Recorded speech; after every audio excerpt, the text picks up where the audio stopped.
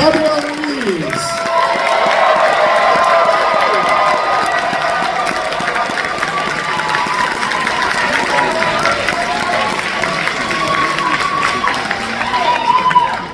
Oh good, you got me a third beverage, thank you.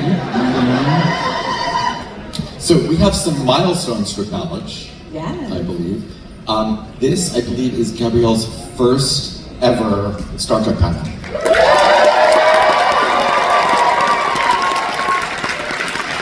And the warmest of welcomes. It's been wonderful already, so thrilled to be here. Get it under control until then. Eugene, this is your first cruise. It is, yeah. Star Trek and it's been awesome. It's been very fun.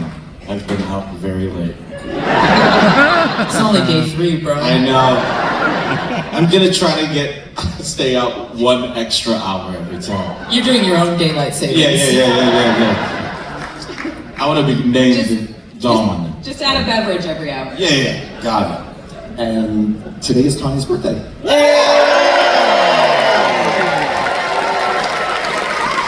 Thank you. Thank you. 71 never felt so good.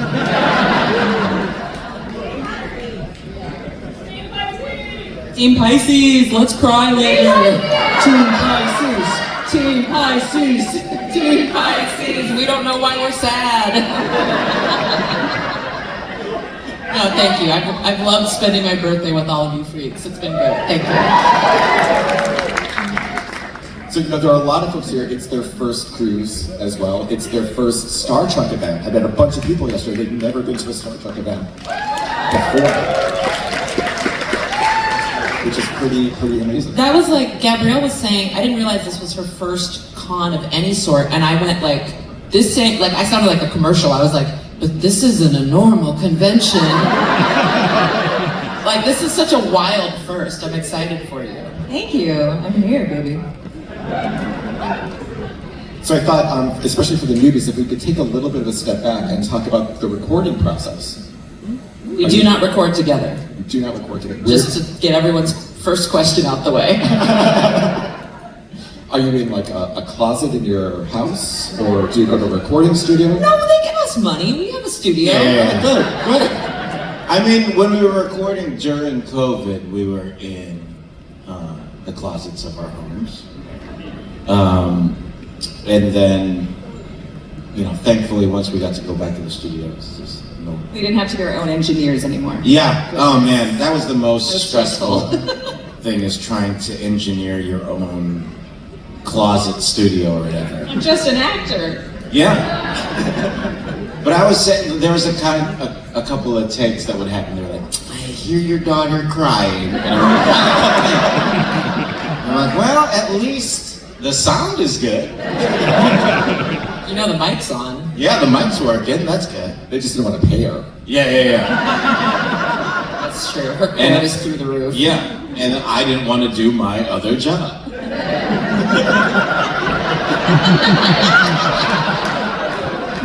Which was check on her. Like, she's been crying the whole time. I'm like, one more take. This is the one. This is the one. Just drowned her out. Anyway. Can you talk about the physicality that you're doing while recording sessions? Yeah, you know what's funny is Paul F. Tompkins, my good friend, the veteran voice actor, he clowned me because I always stand in the booth. Because I think it just, maybe it just comes from, Gabrielle knows this, from like singing, you just have better support standing, and I'm always fucking screaming and waving my hand, So I was like, standing makes sense, but they have these tall, padded country stools in there. They're like the ugliest. They're very nice. They're weird. Oh, well, different taste. We can agree. My kitchen. No, yeah. No, they're the nicest, ugliest, shittiest, Yes. awesomest thing. Yeah. This is the Goldilocks. But I was like, man, who sits during these things? How can you get any energy? And Paul was like, Tawny, when you've been doing voice work as long as I have, you always sit. He was like, why are you wasting all this energy? Taking out a cigarette. I know. That's Paul. So I think I'll get there. I can feel it like towards the end of a record. We'll do like 1.5 episodes. Once we get to that second half of the second episode, I I start to creep towards that ugly chair. Wow. I stand the whole time for me too, because I feel like that energy, it's hard to keep it up. Apparently we're chumps, according to I Paul. guess we are, yeah. I have been pregnant for twice throughout the season, so sitting is great. Yeah, sure. Even I did a video game there where I was due the next week and I was sitting, I brought in my own, like the big old ball, ladies, you know what I'm talking about? I brought that in. I didn't do it for Lower Decks, but definitely for Talin, I have like this hand movement when I talk. All the time. Fascinating. Like I'm always just kind of doing this. And I also see the script, like we were talking as musicians, like I see the script kind of like music notation, oddly enough, where the pacing, you know, especially for a Vulcan pace, that's very specific. I kind of see it as notation. Is that crazy? Is that weird? You're like, I get it. How's the techno babble been for you? How's the what? The techno babble. Eugene, why don't you take this one? It's great. What is there to say about it? I mean, I get pretty stressed out about it. I am lucky. Tawny and I have known each other for years before the show. We've worked on a bunch of stuff together. I know that she's a huge Star Trek fan and knows everything about it. So if there's ever a moment where I truly feel like I'm a little bit in the woods, I'll check in with her. But in general, listen, we've been on this boat for like 2 days, right? If you've had a conversation with me, I can barely get a sentence out. So the fact that I'm getting any of that done, I'm like proud of myself. But then I end up getting stuck in this pace of getting the tempo right, like the way that the Rutherford voice, I guess, is, and my cadence, that I feel like I have a good place with it. The only problem I end up having is at the end of all of my sentences, when I talk, normally I talk like this. But if I do that for Rutherford, I gotta do it again. Because every Rutherford line has to end like this. So then I'm like, oh man, I gotta do that again. And they're like, yeah, you gotta. I'm like, oh man.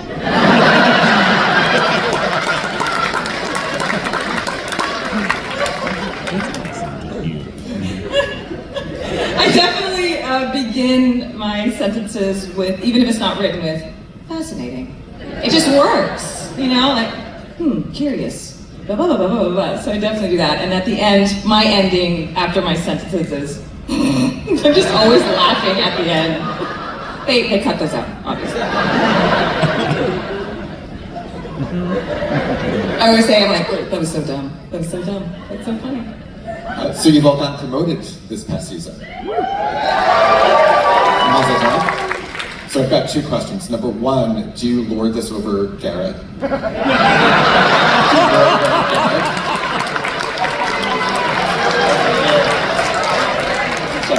I'm sorry, I'm such a niner. I thought you said Garrick, and so I was like, what are we talking about? That's how poisoned my brain is.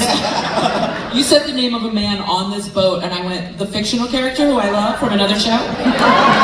Either works. Yeah. No, we don't hold that over Good. Garrett, because we empathize with the fellow forever ensigns of the world. Good. We were almost forever ensigns. Yes, but no longer. So how do you feel about your character's growth and trajectory? I think it's great. I think, I think it's great because, like, I'm happy they're doing well. yeah, I'm excited for our little guys. No, but I mean, in order for a studio and a network to greenlight season after season, you gotta grow the characters, you gotta move them, and so I remember seeing a lot of like fan stuff that was like, they can never promote because then they won't be Lower Deckers anymore, and I'm like, are y'all familiar with how like the names of TV shows work? Like the show Lost started to become about a bunch of other shit. Sounds, right? So like, the Lower Decks is in our hearts no matter what rank we ascend to. I mean, I'm just glad Talin didn't get killed off the ship. I mean, she's sticking around, so I'm just thrilled to be here, guys. Eugene, thoughts? I mean, Rutherford could have moved up way before everybody else. So, real talk, it's fine.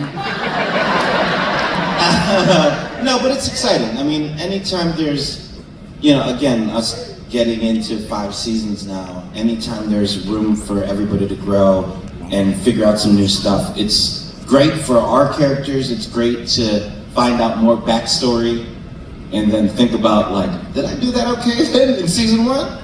Oh, that's what he's about? Lips. But yeah, that kind of stuff feels great, and I just love seeing more of those right there on the columns. Little pips that aren't popcorn. We are getting a little glimpses of everyone's backstory, which I think is really, really fascinating. And did you have some headcanon going in that you've had to completely change or have grown on? No, I mean, we got a big Mariner reveal, episode 409, where Mike, in this, I think, genius move, tied it back to his favorite episode of TNG, Lower Decks, and gave her that Ceto-Jaxa connection. I love shit like that. I love weaving us more into the larger world. So I think Mike told me about that somewhere when we were like releasing season 3. He was like very excited. We're like out drunk at a bar, and he's like, "Don't tell anybody, but this is my big plan. You remember Ceto-Jaxa from the book?" And I was like, "Yes, I remember." And he's like, "She's gonna be your friend, and that's why you're all fucked up, and blah blah." And I was like, "Okay, this sounds great. I hope everyone like loves it, and then I hope the people who hate our show aren't like mad at us for tainting the Jaxa legacy or whatever, But also, I don't care, so I was like, that can be mad. But no, I really liked that he threaded that needle in such an organic way, and it just feels so like, and to get to see her like at the academy with Wes and with Locarno and stuff, I was like, this is cool, because like, I remember watching the first Judy and being like, they killed a kid, what? So now I'm like, oh, now I'm in that episode where they killed a kid, but it's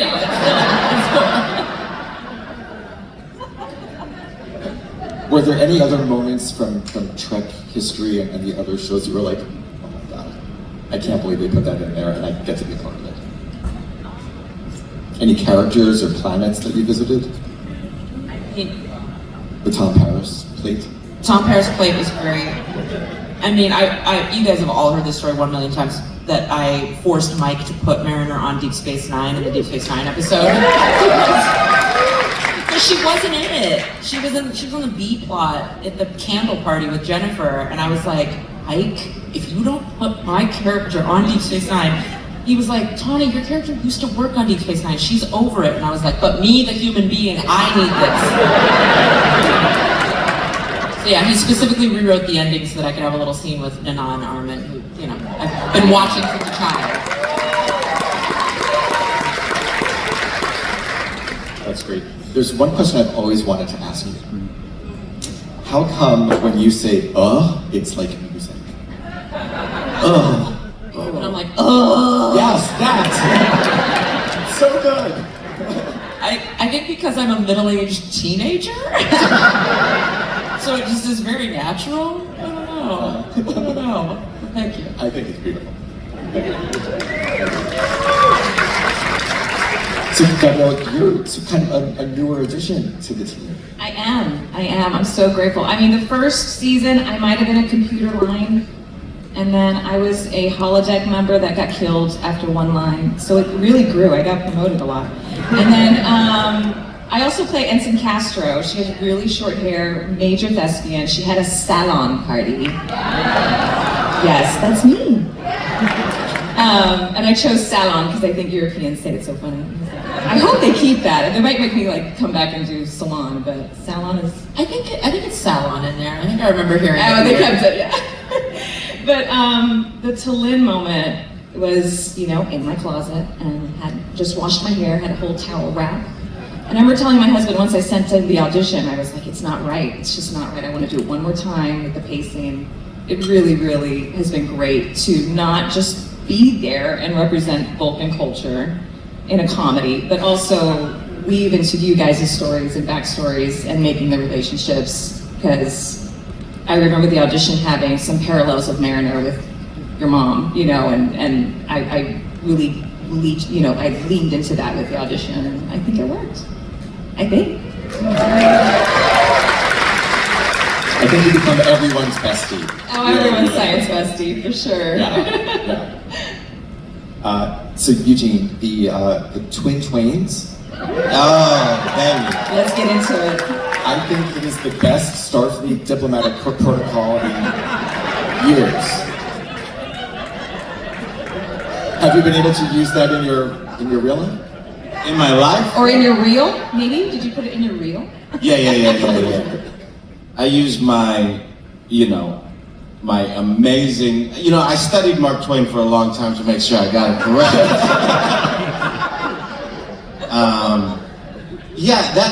That episode was so fun to record. I mean, the bummer that does happen is since we all record separately, we don't have the opportunity to sit across from each other, Jack and I, to, Mark Twain it up. And to be honest, last Tuesday was the first time I ever met Jack in person. Wow. Most of it had just been over Zoom and we don't record together. So the way we recorded that episode is, it shows that I'm Mark Twain. I'm like, I don't know about this. And they're like, just do whatever you want to do. I'm like, oh, that's a bad move on your part. Play yourself. Yeah, okay. Well, turn the game down. So then, I decided that he was gonna basically be an alligator man. An alligator man? Go on. Yeah, like a swamp alligator. That's what I was thinking. But a man. But a man, yeah. I know what the words mean individually. Okay. I understand where you're confused. So let me explain it. So it's a man and an alligator. Anyways, Sustained. whatever you think that would sound like is what I ended up doing. But what was fun is, I just had a blast doing whatever I was gonna do, and I knew that Jack was recording after me. So then Jack did what he wanted to do, and then they had me do it again so that we could kind of match it. And I think there was a big back and forth of just how wow, we were getting. To the point where we were barely saying words. Yeah, it kind of just became guttural Cajun sounds. Yeah. But alligator. But alligator. Exactly, but alligator. Thank you. Do you know, I feel like that scene was written for Jack because he has that sketch. He has that Southern lawyer sketch. Yeah. He and his sketch group have done, and they do this big voice that sounds exactly like his Twain. So I was like, oh, they just wrote this for Jack because at this point, Mike McMahon just knows our entire tortured backstory as people. So he's just writing it into the show. And so I knew Jack was gonna nail it and do that very funny big voice. And as Eugene said, we've been friends a long time. We've done a lot of comedy podcasts and stuff together, played a lot of characters. One of my favorite things in the world is to pimp Eugene into doing accents because they're always a wild ride. And so, well, just like human beings, we evolve. So I'll start one way, realize that's not right, and then switch it. Yeah, you kind of travel the globe as you. I do with every accent. I was very excited for the twins. But yeah, Mike does. And especially that for Jack, Mike does a really great thing of what's their wheelhouse too? Yeah. Which was awesome because then, an episode where it was Red Rutherford, where I got to play the evil version of myself. They're like, okay, just talk as you. I'm like, I can? So doing technobabble just as this voice, I was like, oh, this is easy. But it was fun. It was cool to yell at myself. And you've had several children on the show. You've had Badgie. I've had Badgie, yeah. You've had the cave baby. Yeah, I've got a cave baby, yeah.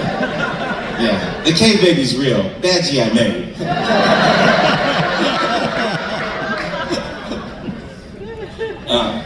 Gabrielle, so your character with was named after Catherine Lynn, who's one of the showrunners. Yes, that's correct. Who Writer. cosplayed. Writer? Yeah. She wrote for Lower Decks, now she writes on Strange New Worlds. Oh, fantastic, great.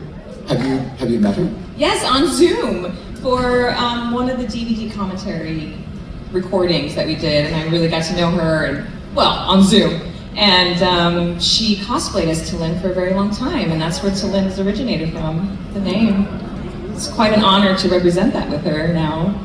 That's amazing. Yeah. She's the coolest. She still consults on our show for like canon references. She's got an encyclopedic brain that could be like, nope, these were the dates of the Romulan War. Like, she's just super fast. She also co-wrote Those Old Scientists, the crossover. I know, I'm waiting for the Catelyn Star Trek takeover. Like, she just gotta have her hands in all the pots. Can we talk about TOS for a moment? These Old Scientists? Oh, yes, I didn't mean to steal the focus. I was just trying to give not Cat at all. props. You're the focus. You're the focus. What was it like working with Jack on the set like that? It was great. I was happy to have someone else so tall. There's a lot of that cast. They're so itty bitty. They are. I know, and everyone's like adding us on Twitter, like, how tall are you guys? I'm like, we're normal, they're short. No, but it was super fun. I've known Rebecca a while, so it was so cool to get to play with her. I actually met Celia as we were filming, and we've just become like such good friends since then that it feels crazy to watch that and watch our first scene, our Uhura scene together in her quarters was literally like I'd met her maybe 45 minutes before that. And watching that, I'm just like, oh, this is like my sister now, though. And yeah, it's such a weird time dilation thing. Because we started filming that, Jack and I got COVID. We shut everything down. Lower Decks. Yeah, like we do. I feel like you can see it in my face when we're at the arch at the end with the Orion and we're just like rambling on about stuff. I can see my eyes like a little dead because that was the day I was like coming down with it and didn't know it. The moment I like tackle him through the arch, I think is when we transferred the virus to our leg. So I'm like watching that like you watch like some old logs of like, you know, that were left behind on an abandoned space station because a monster got let out or something. I'm like, oh my god, this is where they were doomed and they didn't know it. Anyway, what was I saying? Yeah, it was great. We had a great time. So we had to come back. That was the point of the COVID story. So we shut down. I had to go finish filming a movie, and then Jack had to go finish filming 4 movies. And then we came back, and Celia, it was the first time I met Celia. It was like the second half of recording, or filming this whole big episode. So wild. That's great. I think we'll open it up to questions in a few moments. Yes, the movie was Quiz Lady. Thank you. My agent, my mom. You want to be both, right? Yeah. So if anyone has a question who wants to line up in either aisle for the morale officers while everyone gets organized, are there any favorite running gags in the show?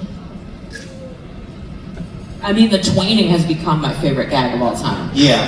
No, I don't know if I have a favorite. I feel like every season there's something that will continue to make me laugh. So I don't know if there's one that has kind of lasted all the way through the 4 or 7. I do like how Mariner hates outpost scientists. Like, it's never really explained. She's just like, oh, they're so weird, they do this, blah, blah. And I'm like, why don't you like them? They just research. What is this? It feels like it feels like a past trauma.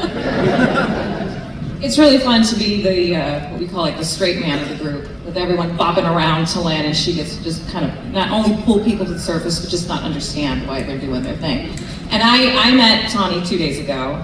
I've known Eugene for a while now with Cruise VI's girlfriend, but your rapport together is kind of like T'Lyn standing around backstage where you guys are like, like giggling. I'm like, fascinating. Yeah. So it's kind of, you know, art imitating life a little bit. It's quite enjoyable.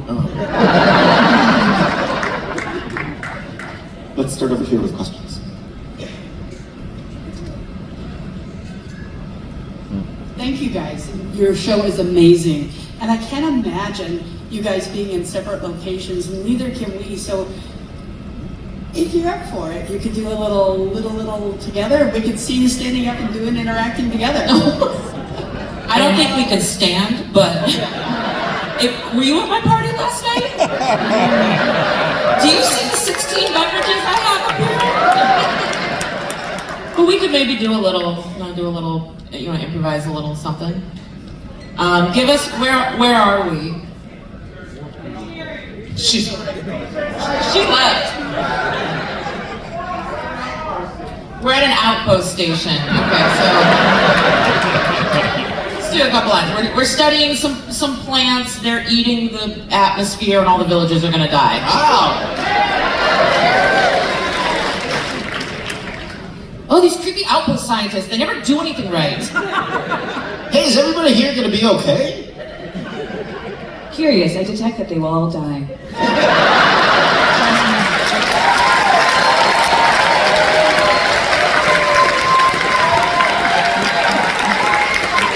That's episode 506. Insane. We love it when Lower Decks crosses over to any canon of Star Trek. What would your characters be like in the mirror universe?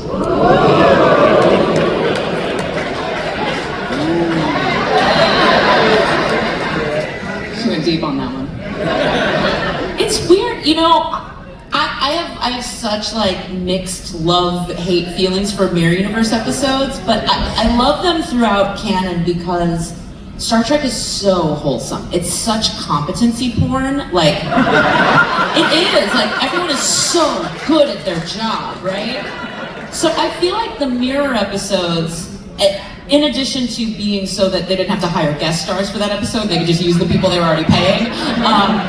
In addition to that reason, I really feel like it was like an opportunity to let off some steam. It was like, let the cast blow a gasket and just be like bad and weird. Like, my favorite is Intendant Kira. Like,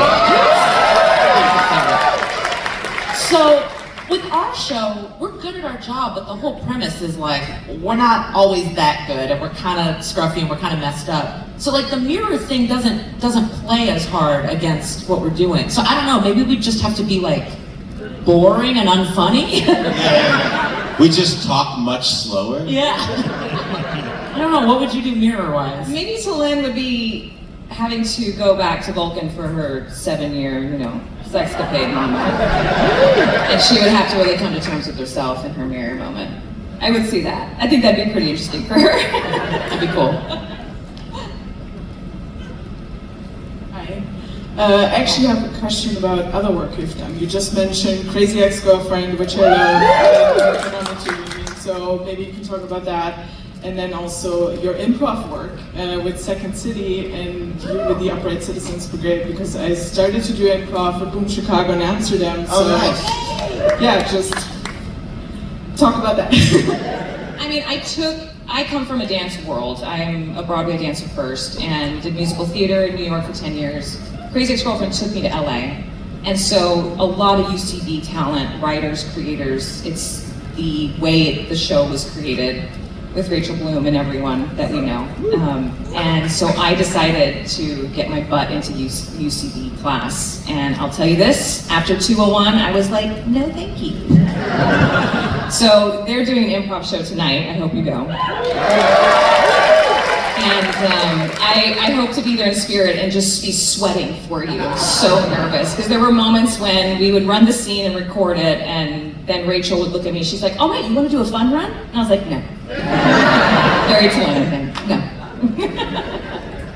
But we never did a scene together, but we just were able to admire from afar. We didn't get to do Crazy Ex-Girlfriend together. But yeah, it's, but that show is great. Talk about UCB. Oh yeah, improv. So that's how I got started, was improvising first, really, in UCB in New York, and I don't know, there's just something about it that just feels so freeing still now, that I just always enjoy it, and Tawny and I get to do more shows together, so we get really excited about doing shows together, and just there's a freeing aspect to it, but what I truly love is, even as an improviser and focusing on that stuff, whenever we do like a Lower Decks episode, or if I'm doing an episode of television or film or something, when people ask me to do a fun run as well, just because I'm an improviser, I'm like, no, man. Why? Like, what you wrote is amazing. Like, I'm already having fun. Can we just move on? And I truly feel like that. I feel like I've had a blast. I love what you did. I know that this took a while for you guys to get this to where it is. We're shooting it now. Like, now's not my time to improvise. Now, when Tawny and I are backstage, yeah, we'll joke all the time. If we're doing a show tonight, yeah, you'll have a hard time tonight finding any room to breathe. Yeah. Or story. Oh, yeah. We're not trying to do it right tonight. That's interesting that you don't like to improvise. I don't. I think it's like such a, I always say, I improvise constantly. I'm never word perfect. I'm always like, if you want me on a word perfect set, truly don't hire me. Like, it's just not my strength. I'm not the person who can make anything work. I have to make it work for me. And I always say, like, I was at Second City for many years. They stole my youth, gave me a career. But the thing about Second City, say what you want about them, I don't have a ton of love, but what I do love is that in my 20s, I got paid just above poverty living wage with health insurance to do 8 shows a week in front of 300 people, 14 shows a week over the holidays, in front of 300 people every night of strangers to just try out my own material. So I have stood on stage and bombed and succeeded thousands and thousands of times to an indiscriminate audience, right? And that, like, because you guys are great, but you'll laugh at anything we say because you like our show. When you have to bomb in front of just like tourists from Missouri who don't care if you live or die, like it changes your DNA and it makes you so like, oh, I fundamentally know how I'm funniest. So if I get a script, it's not that I'm saying, oh, what you wrote isn't funniest. I just go, I know in my body and how I look, it'll be funniest like this. So I always try and present it that way so that I don't offend the writers. Like, it's just how it needs to come through my instrument, you know? No, I like that. I mean, I agree. Everybody in Missouri don't care about it. They don't care. Love you guys here. Love you. That Missouri person. That Missouri person cares if we die, but they don't care if we live.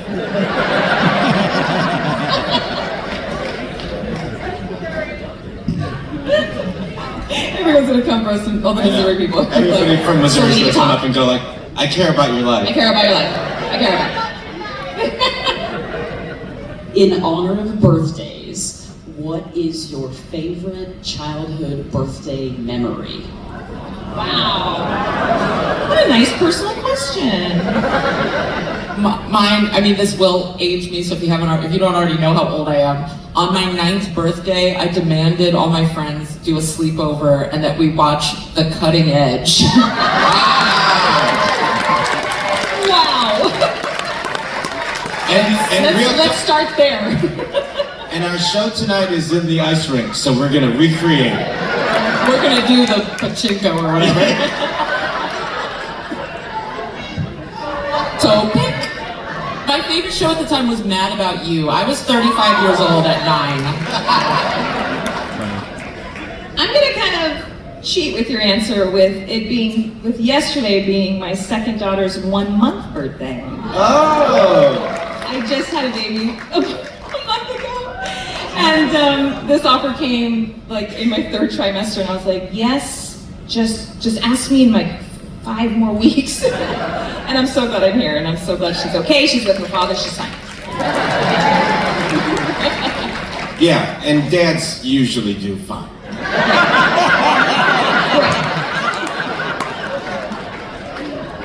What's your favorite birthday memory, Eugene? What is my favorite birthday memory? I think I remember one of my birthdays. My favorite thing is that my parents had us have it at a McDonald's. And the reason I loved it is because it was like hamburgers and stuff. Because usually my birthday is just all Filipino food And my friends from school are like, what the fuck is it? Is this a birthday party? I'm like, yeah, you can eat that. They're like, but where's the pizza? I'm like, sorry, bro. They're like, what about the cake? I go, that ain't cake. So McDonald's, everybody was happy at my party. I was like, okay, cool. And I asked my folks, I'm like, hey, can we do this again? And they're like, that was it. Next year we'll go back to the house.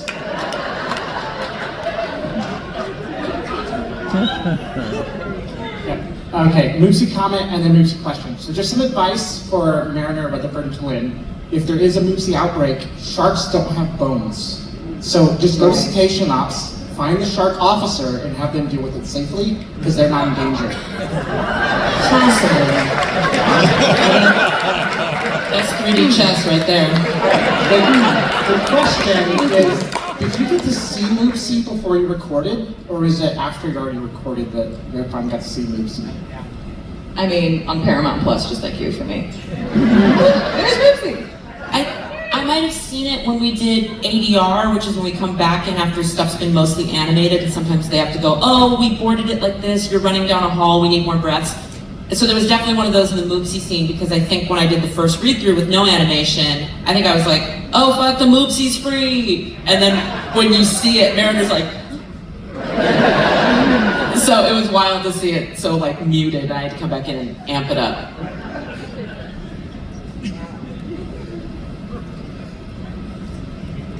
So I was just wondering, but I was wondering, I've noticed wandering the halls, there's been a lot of lower decks representation on the doors. Have you guys had a chance to see any of that? And what do you think about all the lower decks representation all over the ship? I mean, did you guys get the poster?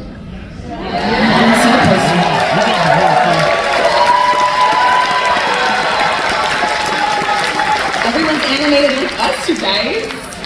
Like the whole crew. It's like, that's so badass, you know. And then you see us, like us as our characters. You know, we're like, here we are.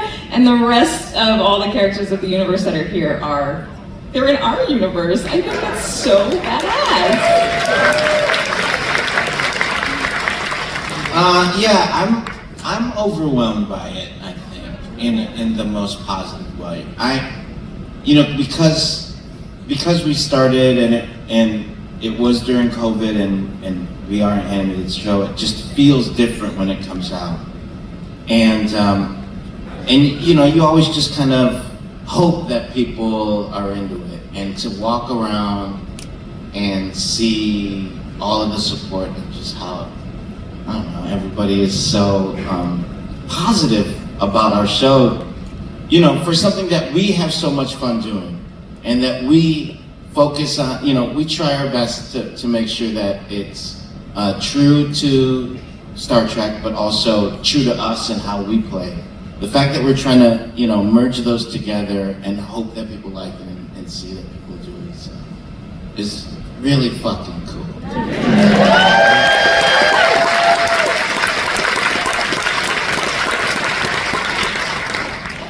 Tawny, hello. Hello. Happy, almost the same birthday. Thanks for the shout out, made my day. You're a DS9 junkie like me. Favorite character moment, favorite scene, like not even the episode, but like what is it? I mean, there's too many. There's too many. Like, do you want like favorite jokey Ferengi moment? I like when they hang Wallace Shawn up in the closet. At the Grand Vegas. Like, that's just such a great, stupid sight gag. Yeah, I love all the Intendant Kira stuff. A weird late episode that I love is the one where Bashir's dealing with all the other genetically modified people. It's not a great episode. Like halfway through, those people, they start as like, we're crazy and we each have our crazy thing, and then halfway through they're like, let's help Starfleet solve this problem. And I'm like, what's motivating these characters? I think I've talked a lot about how I love the episode Facets, where they're all playing Dax's former hosts and interacting with each other. I love the episodes where they use the cast and let the characters act. Like, let the characters become someone else. So we get to see, you know, Quark as this person, or Renee as Odo as this person. Yeah, I just like them playing with all their pieces because that ensemble is so. I mean, it's one of my favorite TV ensembles ever, next to like Seinfeld and and Living Single. I'm like, I don't know. Those are my 3 TV ensembles. Now you see why I'm like I am. Thanks. Hi, this question is for Eugene. We loved you in Loki seasons 1 and 2. You're I'm Filipino-American also, and there was an episode Rutherford was featured in which delved into his backstory and his alternate personality. There was a Starfleet equivalent to a rice rocket called the Sampaguita. Heck yeah. And the national flower of the Philippines. So the Filipino-American in me got really excited because Filipino culture is slowly starting to get more recognition and representation in the mainstream. So I wanted to ask if naming that ship Sampaguita came from your input or if that came from the writers and Mike. It came from the writers and Mike, but I couldn't have been more excited on that day that I saw it. Because it's crazy, that we get that representation now, and yeah, we were in Spider-Man. We had a Lola throwing. I know they had Tagalog in Spider-Man. We had, you had a Lola like yelling at Andrew Garfield. I mean, it's crazy. But anytime there's those moments where they, Mike and everybody just lean into it and let you be who you are, because real talk. It's not something that everybody knows, and not something that everybody wants to just bring in there, and just having the representation there and having the support there for just doing it. I honestly wasn't sure if he was Filipino or not, and then when they showed up, I was like, oh, he's Filipino because I knew you're Filipino. But yeah. I'm like, I mean, I cannot be. You know what I mean? I was born into it. I was so happy that they did that for you. And Same. us and all of us. Oh, good. Well, I'm happy to be part of that.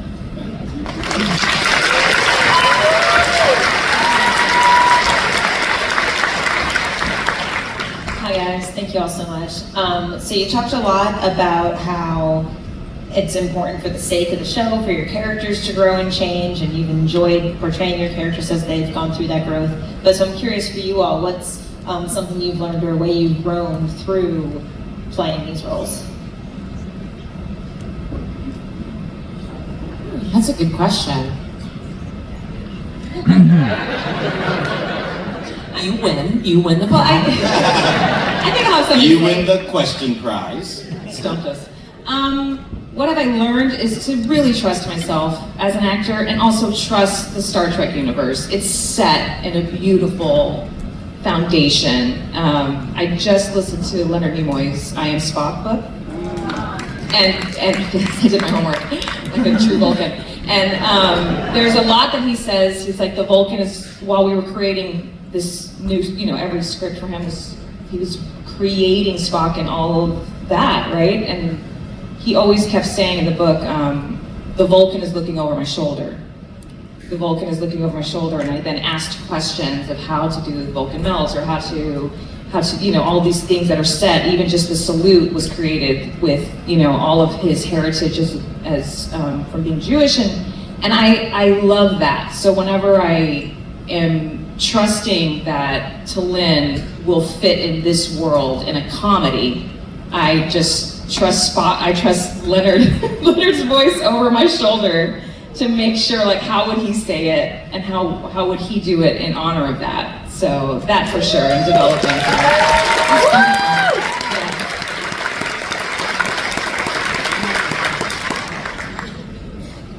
That's a hard question. I think this answers it.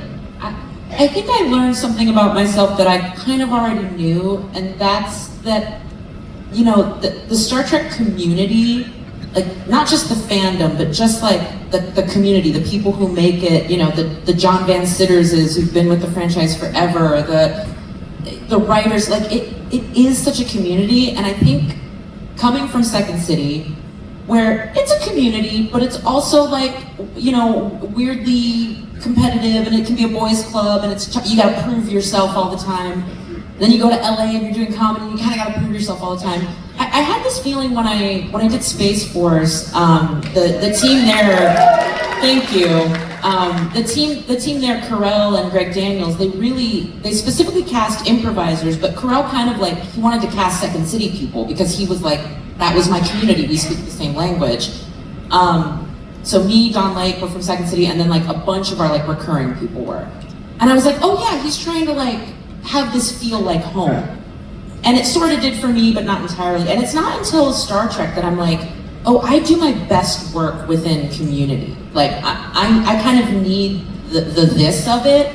I don't love how much of being an actor is just kind of like punching a clock and doing your bit and leaving. Like, I sort of need everyone to be like, did you see that other thing? And do we know the thing that we're all referencing? And yeah, I think it lets me be the most free to play, and it makes me feel the most like I'm doing something that has impact, you know? Because I think community is all we have, and even if it's just a 22-minute cartoon, the fact that it like brings a bunch of people together in a room on a boat is beautiful.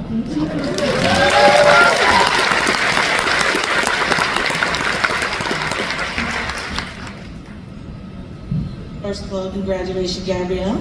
Thank you. Happy birthday, Tana. And Eugene, nice to meet you folks again. I didn't mean to disturb you on lunch on the first day, but I got a little fanboy because, as I told you earlier, I'm a little bit of a voiceover actress myself, and I'm struggling to get into the business.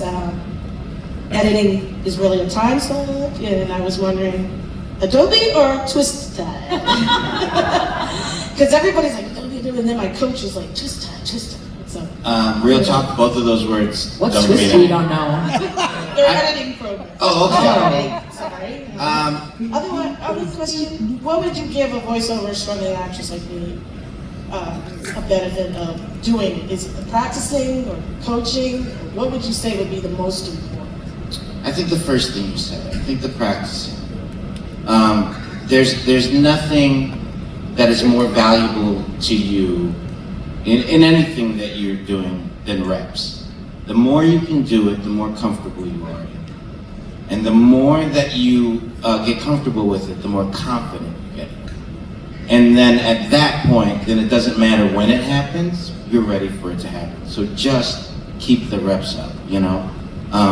Because other than that, if you start worrying about the other stuff that has to do with the business or this, that, and the other, that's out of your control. You can only do your practice. You can only do your reps, right? So if you can get that in there, however you do it, you know, you get a script for a cartoon that you really like or a commercial you really like, and just try to do that, great.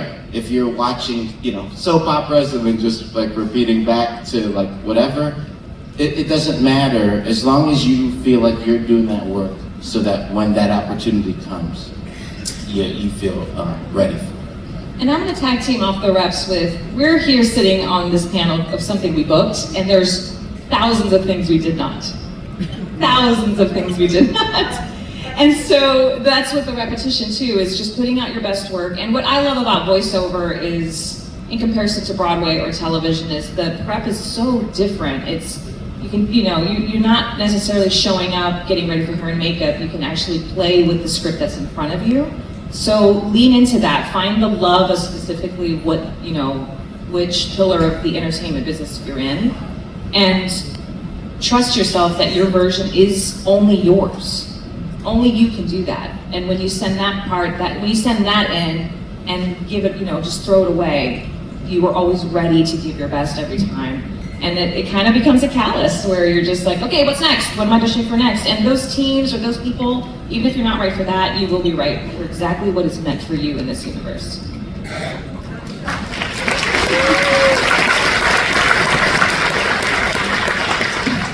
Hey, thanks everybody for being here. Tawny, question, when are we going to get to hear more of your singing chops? And is Mariner going to be singing at all anytime soon? Thank you. I don't think Mike wants Mariner to sing for some reason. We were giving him shit like in seasons 1 and 2. We were like, we need to do a musical. But now that Subspace Rhapsody has come out, it's like, oh, we don't need to touch this. They did it great.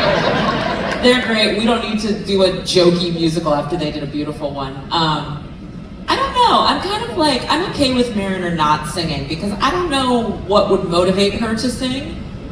And I don't know if she would sound good. So yeah, I'm okay with that. Maybe that's what we should see. She's not that great. Just like really struggling through it. I know, I just don't like, here's my hot take. You wanna come to Tawny's comedy class? I don't like comedy that comes from someone being bad at a thing. I just get kind of bored, right? So I'm like, I don't know, sometimes it's funny for like 2 seconds, but I'm like, do we wanna see a whole episode of Mariner being that bad at something? I think it would bum me out. I wanna see Eugene sing. I'd see Rutherford do a musical. Yeah, and he'd be proud of it. Yeah. Maybe Talin would direct it. Yeah. Yeah, I don't know. Watch, now Mike's gonna write it for season 6 if we get one. Karaoke? Yeah, maybe. Swaying the musical would be good. Hi, I'm a huge Deep Space Nine fan, so. What?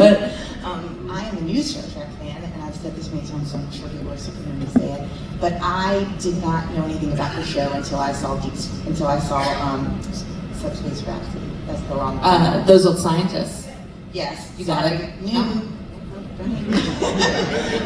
So I'm watching it with my husband. I'm like, I don't get it, and he was like, well, we haven't gotten to that yet. I was like, oh, okay. And so after that, we went and watched your entire series. Hell yeah, gateway drug. I know. And I was like, oh my God, I love them. And then I had to go back and watch the one where you crossed over these little scientists, and I was like, oh my God, I love it so much. So I just wanted to say thank you so much. I loved it. So my real question is, I'm listening to you guys, and you guys don't act together. So in my mind, it's kind of like internet dating. So you like I met my husband on internet. So, Match.com. Plenty of fish. That shows how old I am. So yeah, so I feel like, did you guys like? Did we hook up? On Match.com. I saw your profile on Tinder. I saw your profile. That was part of the gig. Eugene, just wait, like, really bad. Let's go there.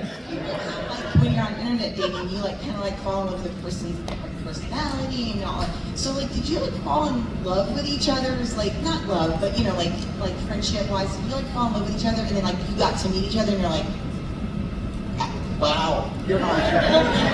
You mean did anyone catfish anyone? Yeah.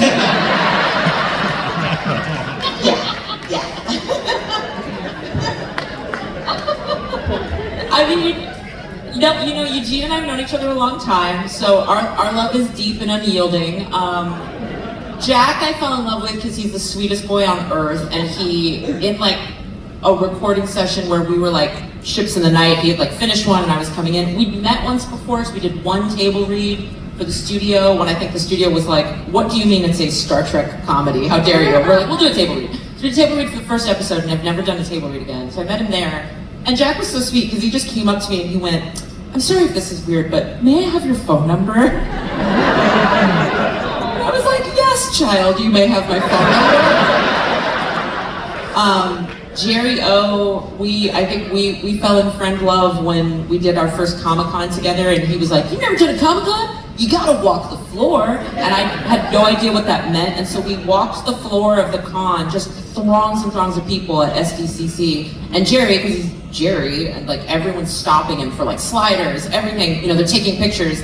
And Space Force hadn't come out. I did a show called Brockmire, but like I had not done anything in the genre nerd space yet. So no one knew who I was. So people are just handing me their phone to take pictures of Jerry. Which I love. So if you have a photo from of Jerry at STCC in 2019, I took that picture.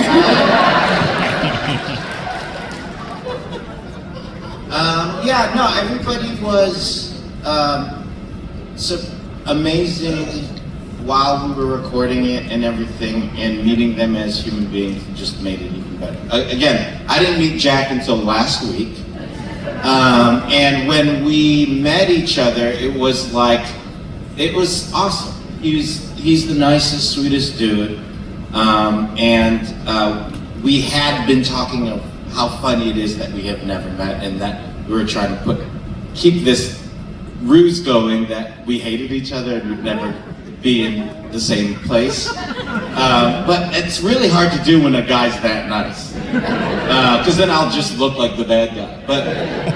But yeah, I think everybody absolutely no catfishing. Everybody is who they are. Noelle and I had known each other for a long time from UCB in New York. So the fact that there's a lot of Rutherford and Tendy stuff. Our dynamic just in general is very excited and fun like that. So that was easy. And we did get to record together once or twice. And yeah, it just helped because she's amazing, she's very sweet and very funny, and it just makes it great. And then this one, I'm your best friend. I know, and there won't be that many Mariner Rutherford things because they'll never let us record together. Because then they'll run out of hard space, like hard drive space. No, but I think we got it, guys. I think we got it. Yeah. Nah, let's do another one. Fun run. We've got time for 2 quick last questions.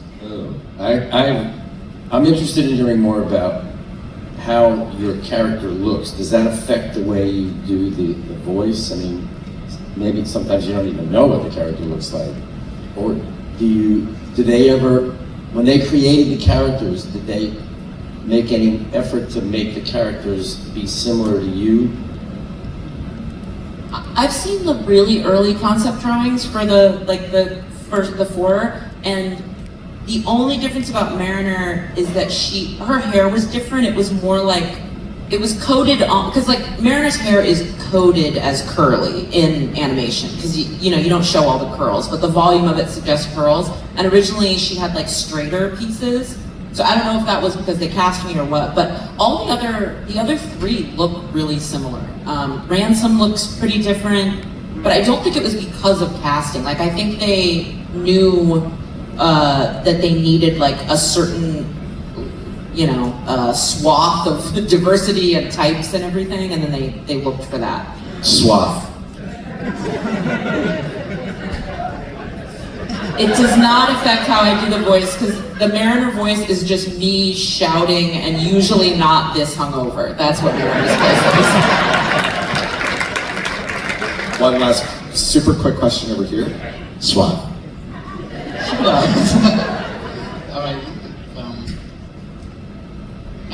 The characters that you've met a lot of characters from the past Star Trek. Is there any certain character that you look forward to maybe wanting to see in the future of Lower Decks, like from DS9 to Next Generation, or Voyager, or make up a new show? I don't want to hog the mic, so I'm gonna give you all. Well, I mean, definitely, I would love to live to go to Vulcan, the planet Vulcan, for sure, and maybe have some holodeck moments with Spock. That'd be pretty great. Or have some like visions in the back, like she gets some inspiration from him and some knowledge, some big learning moment for her. Yeah. We got some cool ones coming up in season 5, so I don't want to spoil it. I'm like, we got some cool stuff. We'll do one more. We can do one more. One more. Oh, the mics ran away. Sorry.